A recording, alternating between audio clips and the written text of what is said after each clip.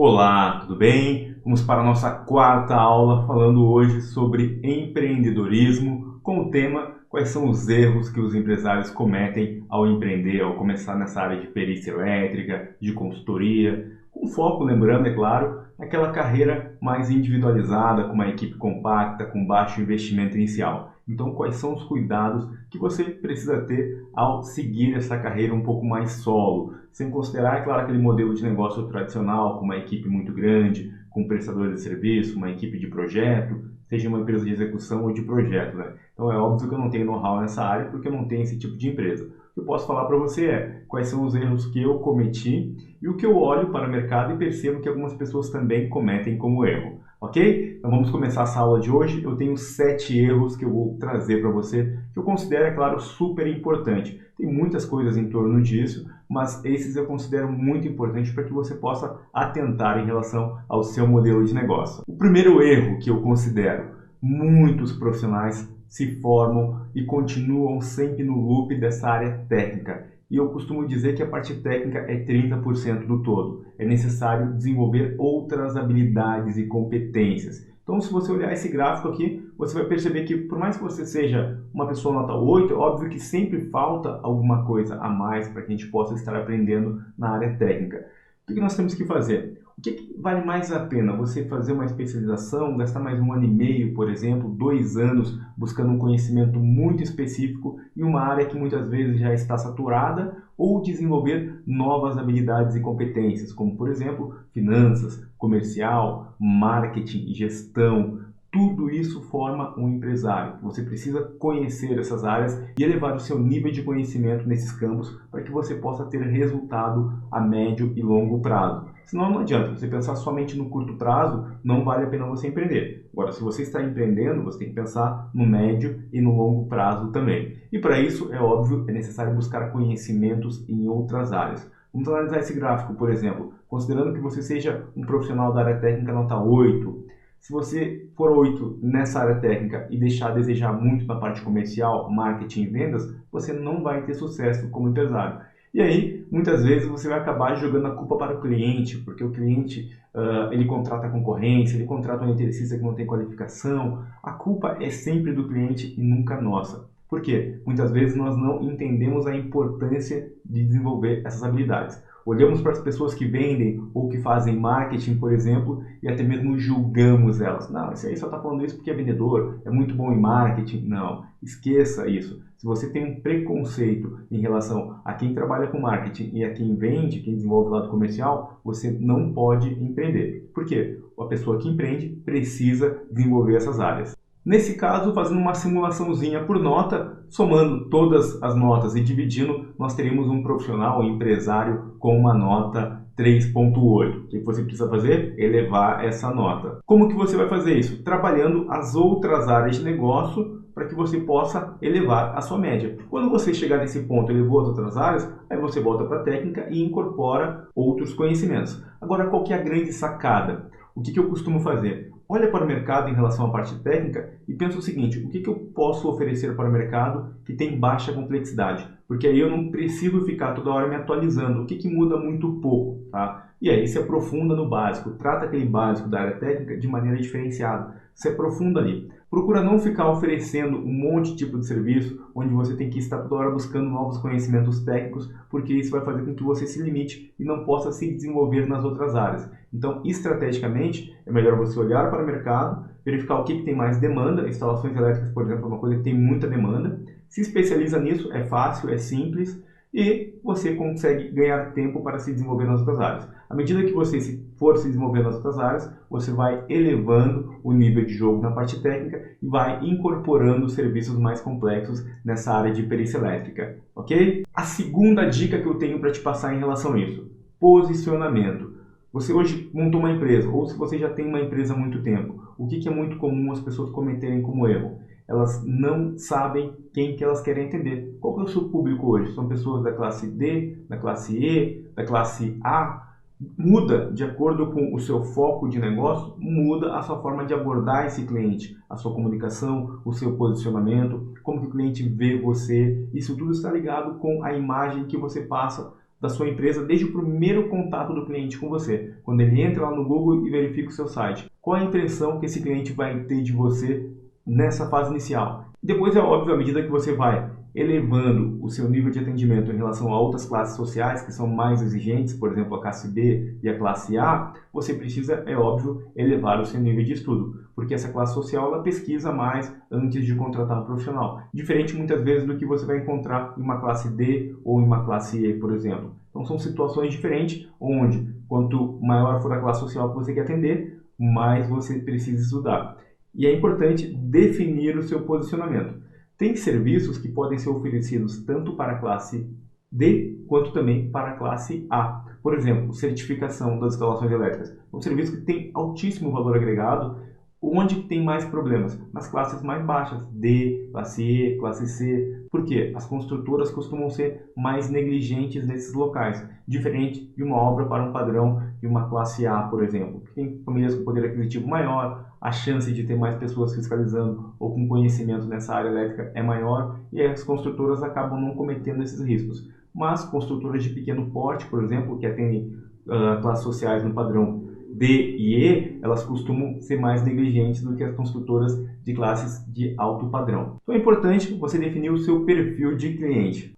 Um outro erro que as pessoas cometem ao empreender nessa área, principalmente nessa carreira solo, não observam o mercado, procuram seguir tendências, padrão, o que todo mundo está fazendo. E aí é óbvio, vão para um oceano vermelho, aquele mar sangrento, onde todo mundo está se matando, brigando por preço. Por quê? Teoricamente é mais fácil você entrar, começar um negócio nessa área, porque todo mundo fala a mesma linguagem. No entanto, existe um oceano azul, que seria um posicionamento diferenciado, com uma estratégia de abordagem do cliente de maneira diferenciada, oferecer os serviços de maneira diferenciada. Isso faz com que a sua concorrência seja muito pequena, porque poucas pessoas conseguem entender isso. Essa é uma visão mais empreendedora dessa área de perícia elétrica. Geralmente você vai para uma linha mais de especialista, que é focada em fazer o serviço. Então pensa comigo, você quando monta uma empresa, é um empresário e você precisa focar na sustentabilidade do seu negócio a médio e longo prazo também, não só a curto prazo. E aí para isso você precisa olhar o mercado com essa percepção. Será que o que está sendo oferecido hoje para o mercado, daqui a 5 anos, será que vão ter mais pessoas oferecendo isso? Como que essa concorrência se prepara? Qual que é o padrão comportamental das pessoas que oferecem esse tipo de serviço?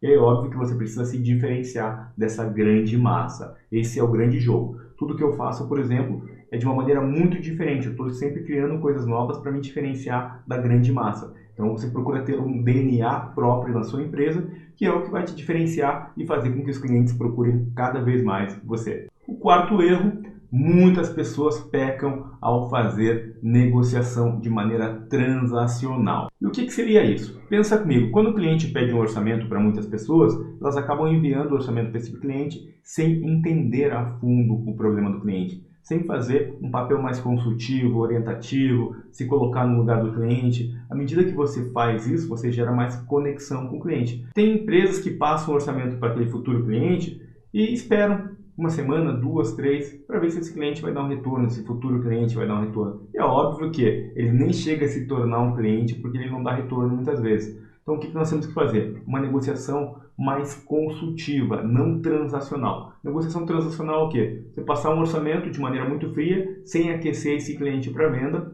e aí é óbvio que o nível de consciência dele em relação ao problema que ele tem está muito baixo. Agora, quando você trabalha uma negociação mais consultiva, diferente dessa transacional, o que você tem que fazer? Elevar o nível de consciência desse cliente em relação ao problema que ele tem. Essa é uma grande sacada que você pode incorporar no seu modelo de negócio, faz parte da estratégia de negociação e que a maioria das pessoas não sabe incorporar isso na parte técnica. Eles têm uma visão de, não, eu sei negociar, é tudo tranquilo, eu expliquei para o cliente, não deu certo.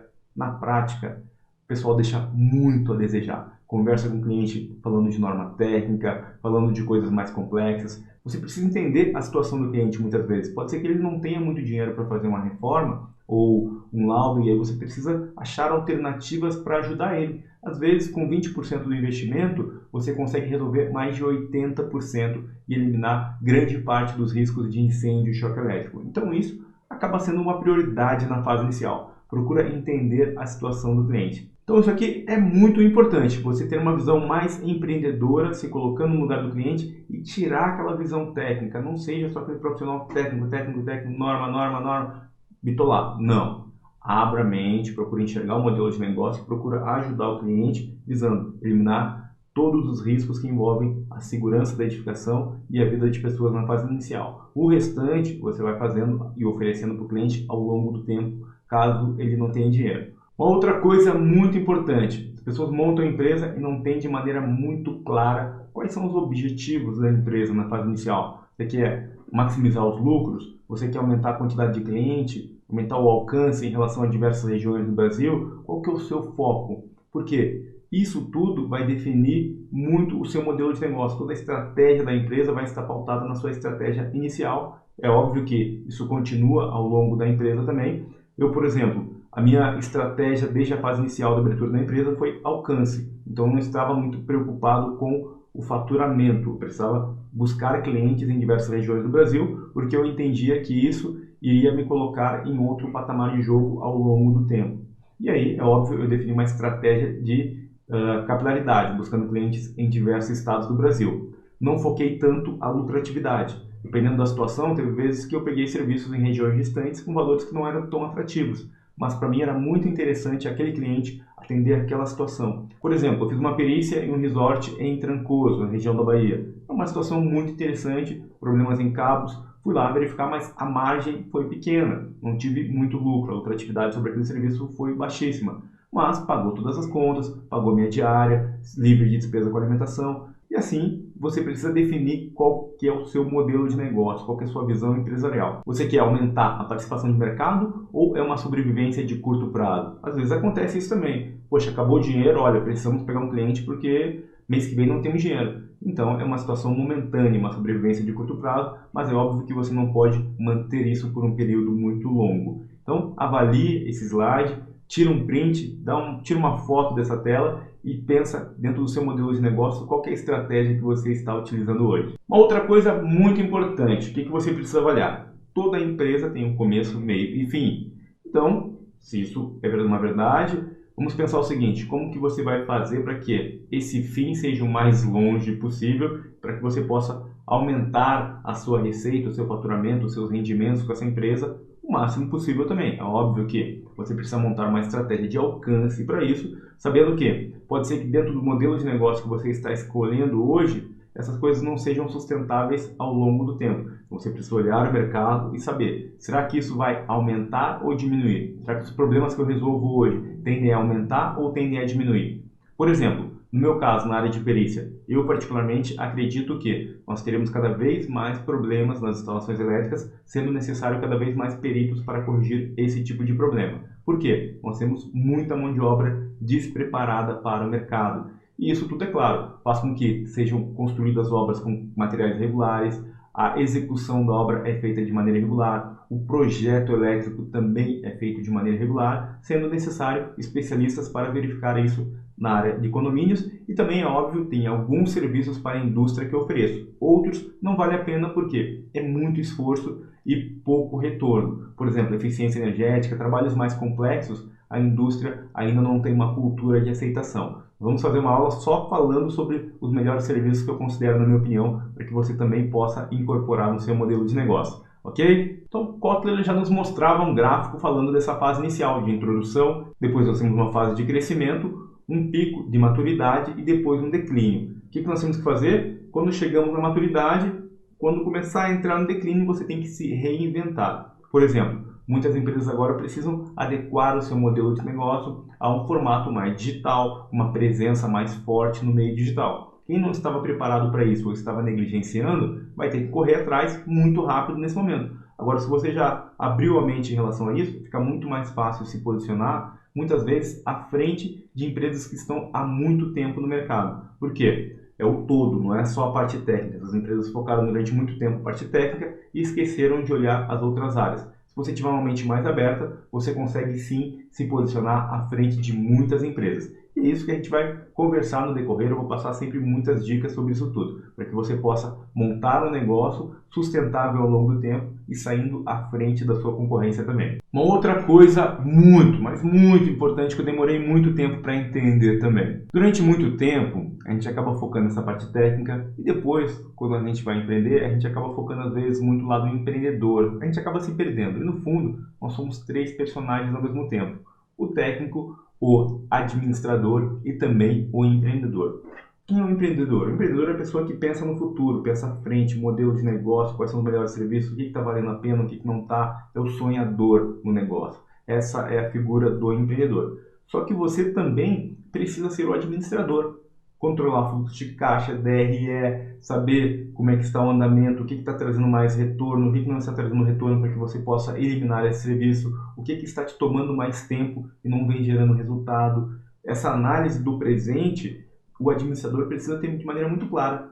E você também tem um outro personagem, que é o personagem técnico. É óbvio que, quando você entra nessa área, você precisa sim ter conhecimento técnico sobre aquilo que você está fazendo. Mas a parte técnica não é o tudo. Se você for muito bom tecnicamente, você não vai conseguir incorporar ou deixar esse personagem que tem dentro de você, que é o administrador, aflorar. Então você precisa ter um equilíbrio entre o administrador, o técnico e também o empreendedor, para que você possa modelar isso tudo e fazer com que o seu negócio se sustente ao longo do tempo. Aqui nós temos um ponto de equilíbrio, mas do que depende esse ponto? Precisa ser de maneira proporcional? É óbvio que não. Depende muito do seu momento, no que você já está bem preparado. Você está bem preparado tecnicamente? O que eu faria no seu caso, por exemplo? Eu iria esquecer um pouco a área técnica em relação ao desenvolvimento, não iria incorporar novos serviços que fossem demandar novos estudos e desenvolveria o seu outro lado mais carente, que seria o do administrador. Qual que é a sua dificuldade com as finanças, por exemplo? Marketing, comercial, trabalha esse lado. Porque hoje o administrador, quando eu digo, é a pessoa mais do presente, digamos assim, quando você trabalha em um formato sozinho, né? Um formato com uma equipe compacta e reduzida. Então foca o teu presente. O técnico é a pessoa que vai lá fazer a execução. Eu estou fazendo uma analogia a uma divisão tratada por um livro muito interessante, que vale muito a pena você ler. É um livro que se chama O Mito do Empreendedor. É um livro um pouco carinho, mas vale muito a pena você investir, porque o conhecimento que está ali dentro, olha, compensa tranquilamente o investimento que você vai fazer. E ele trata exatamente essa questão dentro do modelo de negócio. Muitas vezes nós somos um bom técnico, resolvemos empreender e esquecemos que a grande maioria do tempo nós não atuamos como técnico, e sim como empreendedor ou como administrador. Raramente nós vamos e fazemos algum serviço. O tempo ao longo do mês, muito pouco ele está ligado com a parte técnica. Então o que você precisa fazer? Trabalhar essas outras áreas para que você possa performar ao máximo. Não é difícil. E qual que é a grande vantagem? Pouquíssimas pessoas fazem isso. Por quê? As pessoas têm por hábito fazer o que elas mais gostam de fazer. E quando você empreende, esqueça isso, porque você tem que olhar o todo, não só o que você gosta de fazer no momento. Tem coisas que você não vai gostar de fazer e é óbvio que você vai precisar superar isso pensando nas coisas como um todo, né? No resultado da empresa como um todo, não só naquela atividade de maneira pontual, senão você vai se frustrar, é claro. Então você olha o todo e pensa, não, isso aqui é uma parte do processo. Então eu preciso passar por isso para que a gente possa chegar naquele outro ponto, que é o meu ponto B, por exemplo. Hoje eu estou aqui, mas eu quero ser uma referência nessa área de perícia elétrica. Aí o que você tem? Um ponto B aqui. É óbvio que você precisa passar por algumas coisas ao longo desse tempo que vão demandar investimento em educação, investimentos de tempo, muito tempo seu de estudo, para desenvolver as coisas que você ainda não desenvolveu ou que tem carência. E é óbvio que isso não para. Quanto melhor você estiver preparado, mais você vai precisar se preparar. Eu diria para você que tem um outro erro aí nisso tudo que muitas pessoas cometem, que é achar que o mundo funciona somente daqui para fora. Nós focamos muito as habilidades e competências relacionadas ao campo externo. Eu percebi que por mais que me desenvolvesse em todas as áreas de negócio, ainda faltava alguma coisa. E essa alguma coisa que faltava era o desenvolvimento interno. Então você precisa desenvolver uma mentalidade forte, com resistência, com resiliência, uma blindagem emocional e trabalhar todo o seu campo, esse equilíbrio energético também, para que você possa conseguir passar por isso tudo de maneira muito tranquila. Hoje, se eu tiver que trabalhar 10, 15, 20 horas, para mim é tranquilo. Se eu tiver que fazer isso uma semana, é tranquilo, porque eu já me acostumei com isso. Então, não é um esforço, não é algo que vai me, nossa, que saco e tal. Não, porque eu tenho um equilíbrio emocional muito grande para superar qualquer obstáculo que eu venha a encontrar. Para mim, eu já entendi que, poxa, tudo bem, tem um problema, quais são as lições que eu tiro desse problema e como que eu posso continuar? Não sou uma pessoa que fica reclamando, ai, não deu certo, agora vou desistir, a vida é injusta. Não, se você é esse tipo de pessoa que só reclama, não empreenda, porque você vai encontrar muitas coisas que vão te derrubar a todo momento, muitas coisas que vão te derrubar, vão testar a sua resiliência, vão testar se é isso realmente que você quer, se você é merecedor ou merecedora de algo a mais. E é esse teste que vai te fortalecer. Quando você pensar, poxa, é isso mesmo que eu quero, você continuar, isso com certeza vai te colocar em um outro nível de jogo. Já passei por algumas situações difíceis. Teve uma vez lá no começo, quando eu estava gravando um workshop, eu estava cansado de gravar as aulas, aprendendo a editar, tudo sozinho. De repente eu cometi um erro e mandei um vídeo para o WhatsApp com um erro de ortografia, de português. Escrevi impecão. E aí, poxa, fiquei muito chateado porque eu não consegui ver, eu fiquei mais de 24 horas com aquele erro ali, escrevendo num quadro grande e realmente não vi o erro. Depois eu mandei um vídeo, retifiquei, né, mexi com o pessoal como se fosse um teste, falei, ó, pessoal, se perceberam isso? Depois eu expliquei a situação, mas realmente acontece às vezes porque você está num nível tão grande de foco que acaba ficando de lado uma coisa ou outra. E aí é óbvio que errar é humano, tá? Em certas situações onde você não expõe o risco de vidas de pessoas, é diferente de uma perícia, mas um erro de português, alguma coisa assim, dependendo, é chato, mas pense o seguinte, você está trabalhando de maneira sozinho ou sozinha e que nem sempre você vai ter alguém para revisar os seus textos. Às vezes, se você tiver um Facebook, um Instagram, você tem que fazer texto rápido, às vezes você vai cometer erro. Mas não pense no julgamento dos outros. Pense no aprendizado que você está tendo em relação a isso tudo. Não queira ser perfeito, porque você não vai conseguir ser a todo momento. Então procure sempre melhorar, mas não busque a perfeição, porque a perfeição não existe e todo mundo erra. As pessoas que buscam a perfeição não saem do lugar e muitas vezes são aquelas pessoas que só julgam os outros, mas continuam sempre no mesmo lugar a cada ano que passa. Então, se você quer evoluir, procura refletir um pouco sobre isso tudo que eu estou falando, se faz sentido, o que não faz sentido para você, deleta, mas eu espero de coração ter ajudado você com essa aula, ok? Um grande abraço, nos encontramos na próxima aula. Até mais!